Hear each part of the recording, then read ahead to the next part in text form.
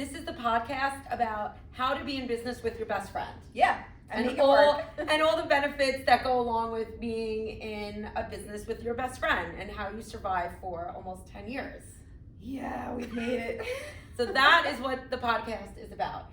If you have a best friend and you're looking to go into business with them, good luck. Exactly. But we can still laugh almost a decade later. So Yes. We figured something out. Yes. And we're here to share our secrets with you. Yes. I keep saying yes. Yes. Yes. Yes. All right, let's talk about how we started Our the Yoga business? Shack. Okay. So I was teaching at about 7 different yoga studios all over Long Island, teaching 27 classes a week. Literally just driving all over the place, but I was committed to like only being a yoga teacher and not having my previous career. So I was like, I'm gonna do this. What was your previous I career? was a radiation therapist. I worked at NYU, helping cancer patients. So that was like my previous life. Doesn't even feel like that even ever happened. It feels like forever ago. And then after I did that, I was a stay-at-home mom for a year and was like, how the hell do people stay home with their children? This is so hard and so boring. It was. I wouldn't say that. Why? That's like offensive. Is it? Maybe. Fucking Yes. boring. But some people love it. So And that's for them. That's great. all right. Whatever. Yeah. And I felt like I needed to do something for myself again, but I didn't want to go back full time and leave my daughter, alone for 13, 14 hours a day. So I took a yoga teacher training, not doing any yoga before that. Literally had never taken a class before. Walked into a teacher training, took it, and was like, all right, now I'm a yoga teacher. Met Cindy during the training, and yeah. And the rest is history? The rest is history. I was like, yo, do you want to open up a yoga studio together? Yeah. So I was similar. I was a school teacher, though, for 6th grade for years, and then stumbled upon yoga, realized I loved it, and got an opportunity when I moved back to New York to work at a yoga studio, which just evolved into trainings and workshops, and then taking a training that I met Michelle in, and realized like that was definitely my path, way more than I knew I wanted to teach, just not in a school setting. So just a different type of teacher. And when we were in the training, I honestly don't remember you at all in the training. I don't remember anyone in the training. I mean, I remember certain people, but I don't really remember anyone. I just remembered it was the holiday and I left. And I just thought like, oh, I'm gonna ask you if you wanted something. I think I asked if you wanted to come with me. Yeah, well, you were like, are you coming back after dinner or something? And I was like, yeah. And you were like, oh, I'll bring you food. Yes, and I made you like a whole tray of like, because it was the holiday, so I made you like a tray of like everything. Oh my God, I ate it on the way home with my fingers. Yes, and I think that was like a love connection. It was. I was like, oh, she fed me. Yeah. I'm going to be friends with her. Yeah. Yeah. But I was such a different person back then. Like, I don't even think I would recognize the person I was back then. Really? Yeah. You're still really organized. She would come to fucking yoga teacher training. Sticky notes? Sticky notes in a Ziploc bag. And highlighters in a Ziploc bag. You remember Ziploc that? bags in a Wait, Ziploc bag. you remember that? Yeah, because I thought that was the weirdest shit I've ever seen in my life. I was like, she's so organized. Like, I'm organized in certain ways, but that was like OCD organized. Because I like putting the tabs, like the little colored tabs. I know. I thought it was so Interesting. interesting. I don't remember that at all. Oh, I remember that. Yeah. I remember that you always had my back. Yeah. I felt like you had, it was like a feeling that like you had my back because we were in such different places in our lives. Yeah. Like very, very, very different places. Yeah. And then, were we pregnant at the same time? No. No, I got pregnant with Jagger after Right, training. right. But we had our Yeah. younger ones together. They Yeah. were like this, they were Well, the same. you're younger, my older. Right, right. But they were the same age. Yep. So we had that in common. I think that's what kind of bridged us together. Yeah, we were like, oh, do you want to have the girls have a play date together? Yeah. And then we would like hang out. Yeah, we were like inseparable from that. But you taught me a lot, and looking back, actually now that I'm thinking of it, like even breastfeeding. Like I was around people that breastfed, like Michelle would always, my friend Michelle would always, she would literally have her, like everything out. and it was like very normal. But I remember like there were so many things about you that you did things without giving a shit. Like what other people, like that was so who you are. And I just always remembered that. Like she just doesn't fucking care. Like you just beat to your own drum. And I was very drawn to that. I liked being around somebody who was just figuring it out for yourself, but not afraid to share that. I appreciate that. Yeah.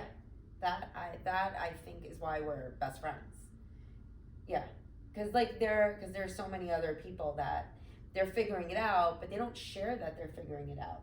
Everyone is just so worried about what other people think of them, and I'm working on it. But like, it's just, it's more, so I that was the one thing I remember. Interesting. Just thought of that now. Yes. Yeah, I had a lot to figure out during that time. I mean, I started my teacher training because I wanted to get divorced, but I didn't really have like a reason to get divorced. I mean, my ex is a wonderful guy and a great dad and treated me like gold. So I felt like I had no reason to leave. And I just kind of needed to have some clarity and just clear my shit and figure it out from like a base point. And that's what I did in the training. I like I said, I had never done yoga before. I literally walked into this yoga studio having never taken a yoga class and was like, hi, can I sign up for your teacher training? And she's like, sure. Do you currently practice? And I was like, no, I don't even know what that means. She's like, do you do yoga? I'm like, no.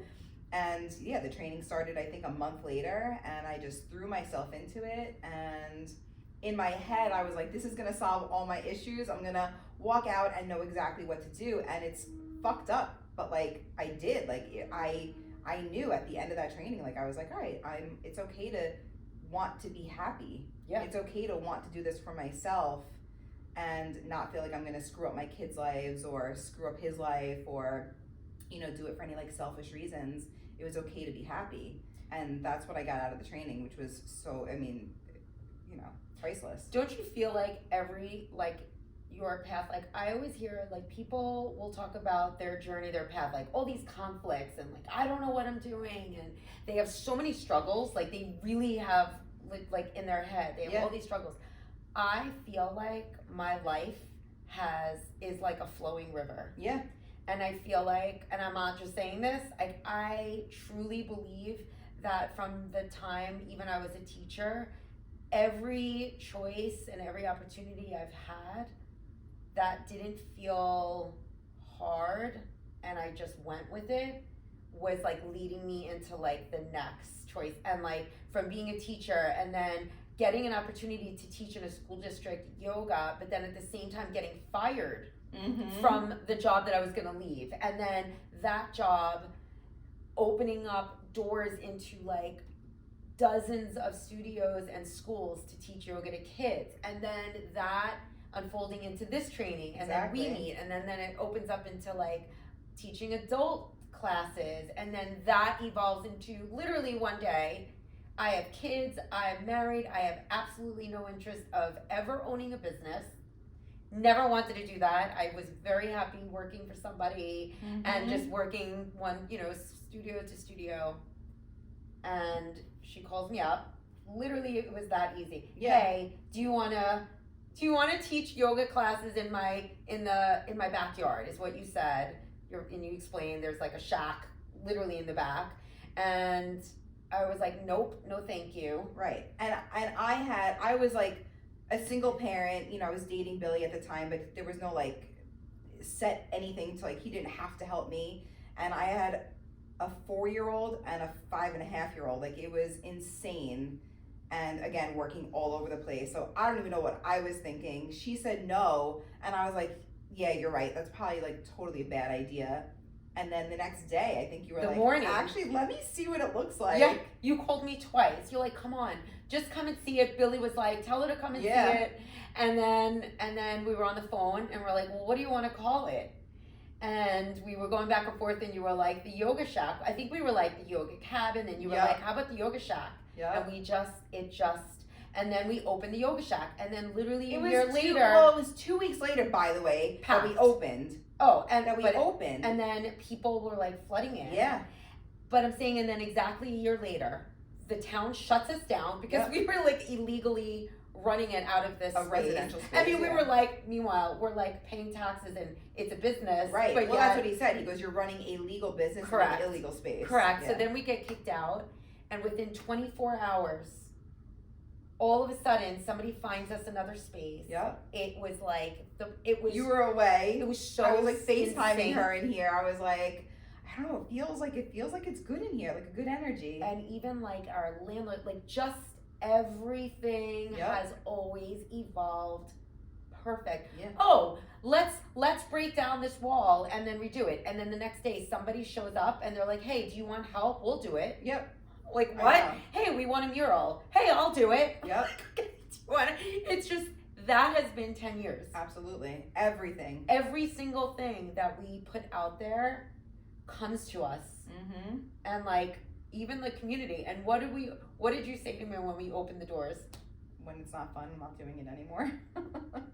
We go back to that. Yeah. When it's not fun, we're done. Yeah. Yep. That's it. And our friendship comes first. Yes. 100%. Yeah. I was like, I'm not, like, this is not worth it. Yeah. So. I know sometimes when I get like really frustrated and I'm just like, oh my God, we're not even talking. And it doesn't happen often. Like, No, we don't but- fight. We're just passive. Exactly. We're just passive We're just aggressive. passive aggressive. I don't know if that's worse, Oh, probably. but. And it's usually only a few days or like a week. Yeah. It's no more than a week. But I always recognize it. I have no ego with you. No. I have it it's everywhere not an else in ego my thing, life. Yeah. But not with you. I always feel like, I think part of it obviously is passive aggressive because we both do it. You're stubborn, I'm too. so stubborn. Like really stubborn. And then the other part of it is like, I don't want to say anything that I'm going to regret, like out of feeling frustrated or angry or whatever. So I always feel like it's better to just let it simmer, let it chill, let it cool off, and then we can talk like normal human beings and move past it. I like when we hash it out though, and it's like, okay, you ready to talk? Exactly. The best was when we were arguing before we had to lead a retreat, and we hadn't talked for like a month. Oh, It was wait, literally- do you remember that? Oh yeah. I Which remember. retreat was New that? Mexico. Oh my God, Michelle. And then remember you got sick on it, or you Oh my. Okay, actually, Yup.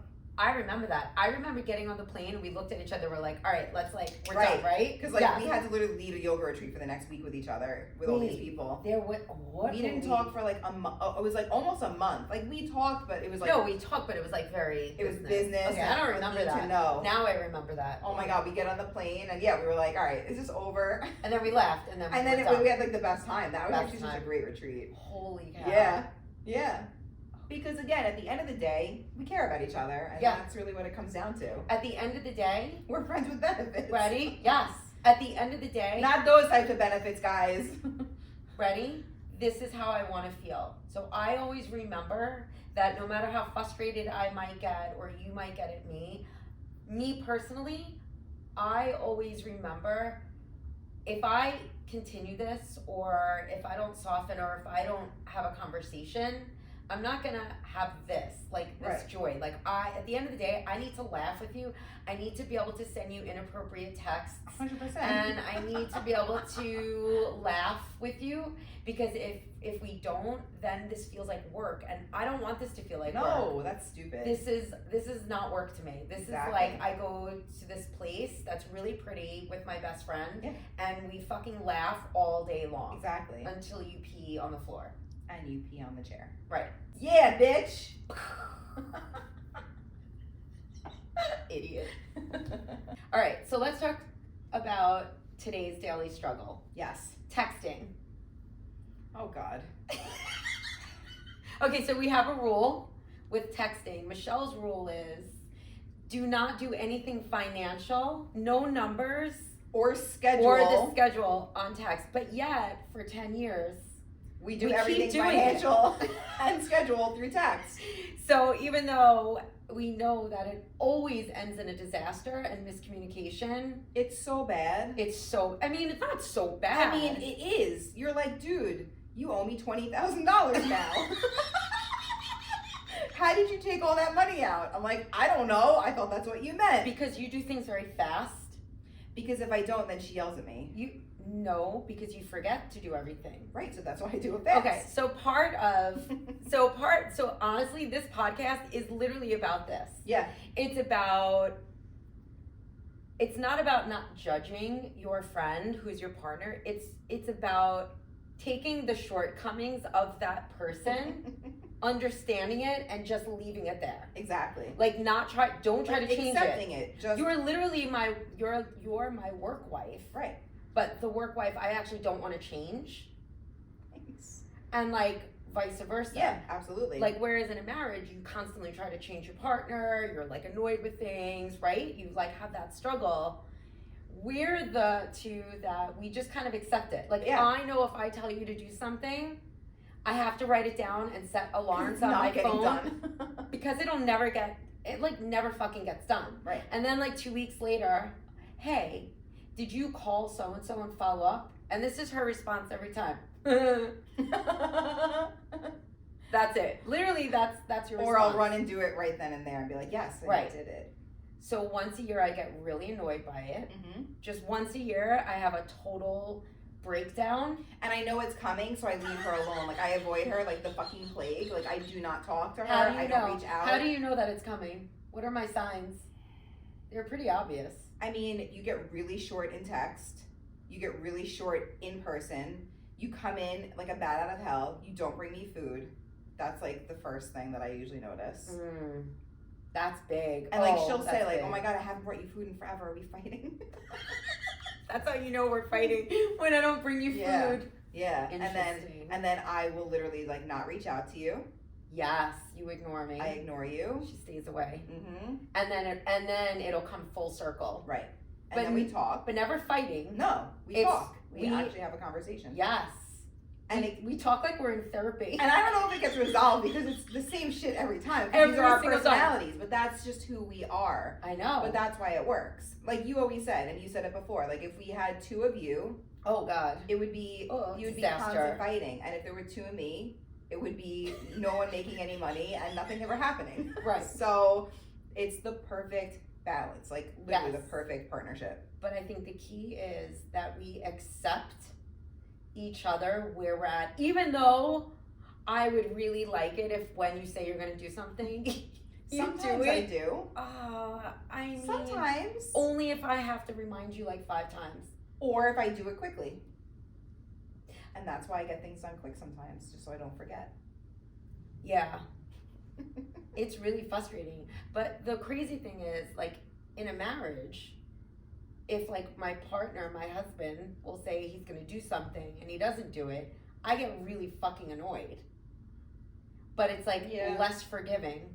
With you, I laugh it off. I'm like, she's an idiot and she always says she's going to do something and then never does it. Because at the end of the day... Right, here we go. None of it really matters. That is her motto in life. Does it really matter? Does it really matter? Cindy, does it really matter? Because most things don't matter. Okay. Ready? Financial. You're healthy. Financial. In a business, I need to know your finances. No, you need to pay taxes. Like, there are things that you need a bookkeeper. You need an accountant. I mean, you don't really. Okay. Remember the first year we were open? She goes, oh my God, we have to get our stuff together for taxes. I'm like, for what? Oh, I remember that. I didn't even think that we had to do taxes. She thought I was kidding. Yeah. She was like, dude, you don't need to pay, what's taxes? You don't need to pay taxes. No. I was like, of course you do. Yeah, wouldn't even have thought of doing that. How many accountants have quit? Like when I had my own little studio, I never did taxes. How many, oh God. How many accountants have quit? Oh my God, remember that first lady that met with us? Don't say the name. No, I wouldn't even remember her name. Oh, she walked up. So we in our baby shack, in our baby yoga studio, our first love. That's our baby shack. It was in the back of my house. It was like literally like this little shack in the back of my house, and it fit 8 people, but we would cram in 15. And then we had like the VIP section, which was literally like upstairs in a little tiny kitchen. It was a kitchenette. It was like a gallery kitchen the size of this. Maybe like double the size of this couch. Yeah, that's all it was. It fit 2 mats, and that was it. And that was our desk was in there. And a bathroom. So we had a bathroom. Yeah. The sliding door. And the sliding door bathroom. And there was like a stove and a refrigerator. In any case, the accountant comes in. Do or bookkeeper, whatever she yes, was. and she sat at that little table. She looked so mad. She looked so Because- angry for being there. Because we reached out to her thinking like this is a legit business and she's coming to like do this job. Yeah. And she shows up to like a driveway with like hoses and shit everywhere Uh-huh. to walk in this. She was probably like, where the fuck am I? Yeah, she probably thought we were gonna kill her. Oh my That god. didn't last very long. Then we had another one who used to yell at me every Oh my year. god, my old He's student. like, what are you doing? You can't do that. And I'm like, I don't know what I'm doing. Fix it. Yeah. Yeah. Oh my gosh. Then that. Then we had another accountant. Oh gosh. Okay. I mean, Now at we the have our current accountant. but at the end of the day, We pay our taxes now. we pay our taxes. We're due diligence, Yeah. and you have the only reason why we're still in business is because of your very like you just don't care attitude. Like, Because it doesn't matter. right? Like, This is a fun one. Michelle, how much do you make a I year? have no idea. She could literally make It $1. doesn't She matter. really has no idea. If I could pay my mortgage every month, then I'm okay. Yeah. I mean, I have no retirement or anything. I'm gonna be working here till I'm 90. Oh my gosh. But who cares? Like, all that paperwork is such a waste of money, such a waste of energy. It makes you aggravated. Okay, I understand, but there are okay. So this is one of our arguments, and this is just personality. This is not about the situation. This is like a personality issue. I think so. In a business, there's a system. You have to have a system in place where things are done a certain way, right? Step A, B, like this is how it works. Because when you do that, there's harmony. Everyone's working together. Our teachers know what they're doing. There's like expectations and everyone's on the same page, right? So no matter who walks in the door, what student issues there might be, there's always going to be a process, right? You like to fuck up that process because, right, a lot of times, because you walk in and you're like, dude, it doesn't really matter. Does it really matter? Yes, it matters. I mean, No, we have to talk about this. But you do that a lot. Whereas you come in, it'll be like, hey, let's keep everything right here because it looks neat, it's out of the way. You'll come in and you'll just put it here because there was something in the way. It literally could just have been there was like a shoe in the way. And then Michelle is like, oh my God, you're like the iRobot. You're like Yuffie. yeah, right? Oh my God, you're I Yuffie. veer around. Wait, Make my new actually, path. you That's are why I love that Yuffie thing so much. because you're Yuffie. You're like this. It's like on the way to doing the projected course and like Cindy's structure and like our set of like whatever I just said, right? And then there's something in the way. Oop, let me go this way. Now I'm gonna put it down and then whoop, let's go this way. Yep. That's me. literally your personality. I'm Yes. I'm an iRobot. That doesn't work for me. My personality is very I know. so. But that's okay. During my gentle class, you come in like a bat out of hell. I know I made a little noise. Oh my God. You walk in, you go, oh, what's that? Or whatever the fuck you said. Everyone picks up their head and looks. Oh really? I'm like, oh great. Were you Cindy's doing here. singing bowls? It's sound healing. It's like quiet. It's so Oh. quiet. It's restorative. Sound healing. Nothing going on in the room. Then I hear all I hear in the hallway. Stomping, running up and down the hallway, putting shit away, slamming the cabinets. I recognized. I didn't think you could hear it. You could hear it. Okay, so I do that. So we all have our things. Yeah. Oh no, I have a lot of things. I have a lot of things. Yeah, I like things done a certain way. Yeah. And you like things done no way. Correct. Right. Like you want to undo structure. You do not thrive. But meanwhile, your life outside here is so structured and rigid. That's why you come in here and you're like a fucking bat out of hell. I mean, You're like a gerbil that you take out of the cage and you just like let them loose. I saw an Instagram funny thing yesterday. Wait, I saw an Instagram. Oh my God, this was the funniest reel I ever saw. It was like these 3 college, I don't know how old they were, whatever. And they found a mouse So one is in the bathroom standing on like a toilet and they're screaming, trying to get this mouse. Okay, whatever. They're trying to get the mouse out. So finally the mouse goes running. They're taking the brooms and like sweeping them. The mouse starts, all right, this isn't that funny, but it starts tumbling. Oh my God, Cindy. Tumbling down. But it's fine. Then it like hopped. And then when it got to the bottom, it like swooped it out. Wait, what was the point of me sharing that? Call me a gerbil. Oh, because you reminded me of you. It was all over the place. I mean, yeah. It wasn't a gerbil, it was a rat. And then it like flew out. But it was like, call the police. Yeah, but you know what's so funny? So like, I'm so all over the place with like that type of stuff, and then you're so all over the place with like with the stuff that you're amazing with. Right. It's like, and that's again like why it's such a good balance. Because there are some things where I'm like, dude, like I love when students walk in who've been to your class 50 times. You're like, oh hi, it's nice to meet you. And I can recite their phone number and email address from like memory. Yeah. It's just, yeah. And then there are other things where you're like, oh, did you pay yada yada yada? And I'm like, oh, no. Right, because in your head there are certain things that matter and certain things that don't. Right, like I guess for me it's like personal relationships and like setting the mood of the studio and whatever. Like that to me is the important stuff, and like the business end of the stuff is just not. Right. Well, the business stuff is what keeps you in business. No, I get that. I mean, the balance. The balance of the two. You have to have people happy and hence. Right, exactly. We're the balance. And it fucking works. Somehow. Yeah, somehow.